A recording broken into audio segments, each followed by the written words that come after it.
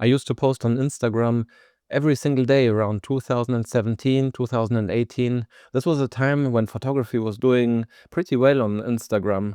So this is the story how chasing engagement really turned into a trap and changed the way I approached my photography. So the way it all started is that I was really enjoying taking photos, and I just had the feeling that something was missing.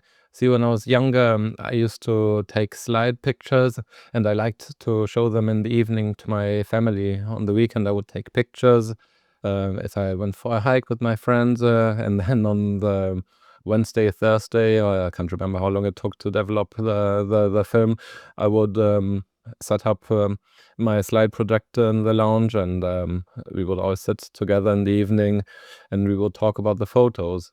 And I just found that with digital, all of that kind of disappeared. So I always had this hope that social media would be able to somehow replace this. And I was quite excited when Instagram came around, or let's say when I discovered Instagram a little bit later after it came around. So I started posting my photos, and I could see some good reactions. I was getting some likes, some comments, and I started to discover other people, and I found all of that pretty exciting. And it was quite positive for a while because it got me to go out more, to take more photos, and I was feeling genuinely happy about being able to share my photography again. But I think the moment where things started to become a little bit worse was when I started to want to optimize my photography for Instagram, when I started to look at what would get more engagement, more likes, more comments, all of that. And that's when I started to not take my photographs so intuitively anymore. That's when I started to really plan. I'm not sure why I was doing that. I'm not very proud of it, to be honest. But I think it's also a natural human thing to enjoy the connection, enjoy the praise, I suppose. You get some kind of dopamine hit when you look at your Instagram and you've got lots of likes and all of that.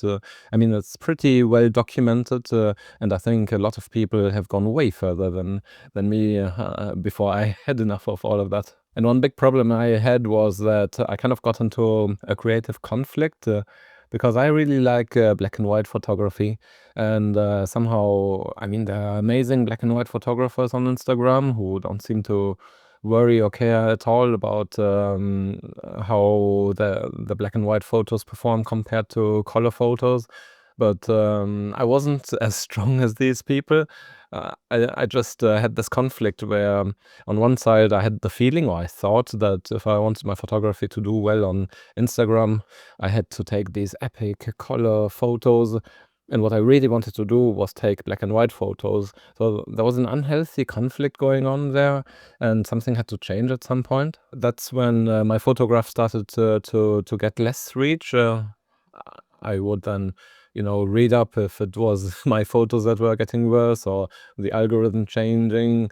And apparently it happened to a lot of people. It was quite normal, that in the early days of Instagram, you would be able to reach a lot of people, and then all of that kind of went downhill. Some of that is happening on YouTube as well. It's completely natural. But what happens when you're maybe not so aware of all of that yet is that I started to doubt myself. I started to not enjoy my photography anymore. And like a kind of a toxic pattern started to emerge there. Also, the other thing is that I used to really enjoy creating photos and posting daily. And then suddenly this became an obligation.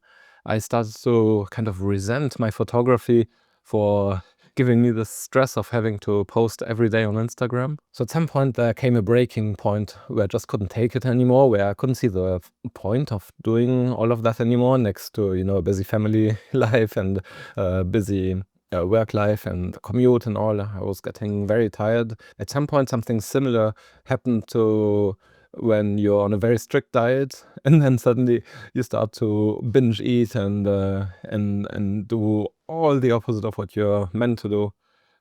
So with Instagram, basically what happened is that from one day to the next, I just kind of stopped and didn't post anything anymore. And then when I stopped posting every day on Instagram, I suddenly realized the relief and the newfound happiness I was feeling. I realized how much mental space all of this had been taking up in my head. And I realized that I'd been approaching it completely wrong from the beginning.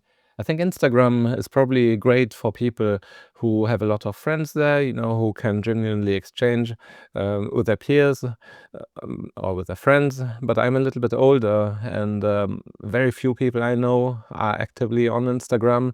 So I was more posting there to showcase my photography, and that would have been okay if if I hadn't suffered from it.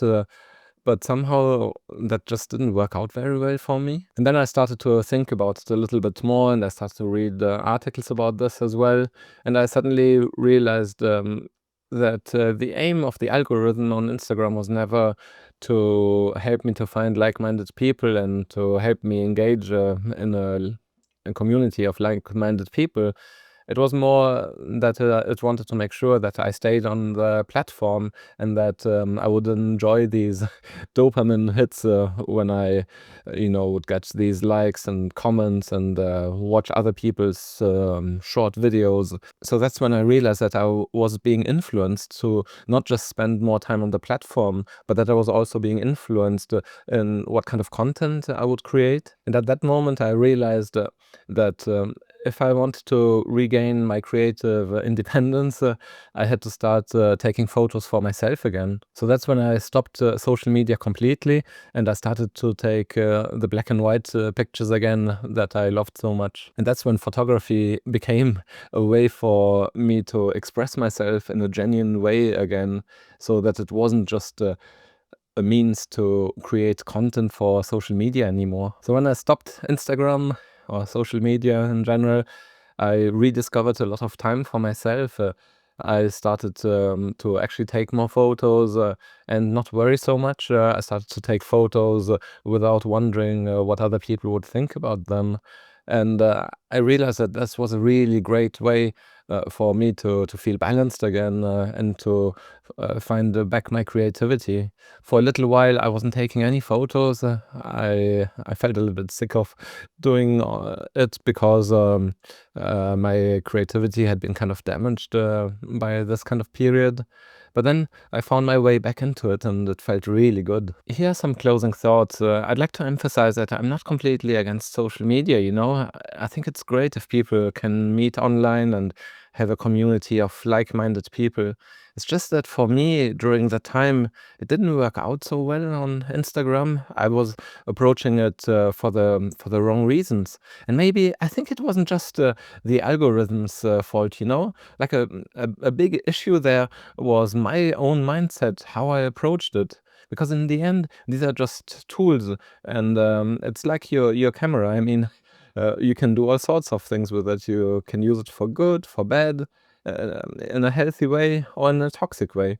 And I think here it was a little bit of both. I didn't quite understand how the platforms were meant to be, but I have no regret that I did this cut and stopped posting. I think the real issue is when you have the feeling that the platforms and the algorithms are starting to dictate what kind of content, what kind of photography you create. And I would like to encourage you to look at your own relationship with social media. And let me know in the comments what your sentiment is. Do you agree with my kind of opinion? Let me know, maybe you've got some tips for me how I could approach social media in a healthier way. And at the same time, tell me if you are creating what you want to create, or do you think it's a little bit dictated by the algorithm? Yeah, so I hope you have a beautiful day. Thanks for watching this video, and I hope to see you in the next one.